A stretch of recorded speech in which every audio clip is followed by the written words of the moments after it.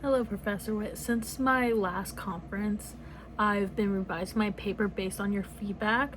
I kept the literature review organized around major themes instead of individual sources, and I focused on showing where researchers agree and where they have different perspectives on domestic violence prevention and victim support services.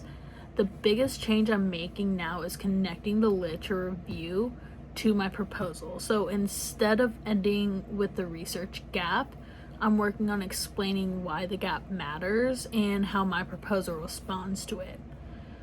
My literature review identifies that researchers agree prevention programs and support services are important, but there is limited research comparing which combinations of services lead to the best long-term outcome of the survivors. My proposal builds from that gap by arguing that more coordinated long-term support services should be developed and evaluated to improve recovery for domestic violence survivors and as well as their families. So I'm also revising my conclusion so it transitions more naturally into the proposal instead of simply summarizing the whole literature aspect.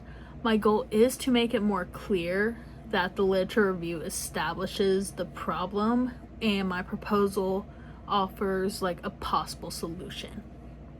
So the two questions I would love to have feedback on is, does my proposal grow naturally from the literature review, or do I need a stronger transition between identifying the research gap and presenting my recommendation?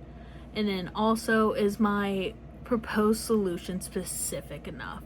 So should I possibly narrow my recommendation further by focusing on one type of support service or intervention, or instead should I discuss long-term survivor support more broadly? Thank you for your feedback. Your comments are very helpful, especially with the last one, on understanding and how I would love to move more reviewing my literature and to develop a stronger proposal. And I appreciate for any of the additional comments you have. Thank you.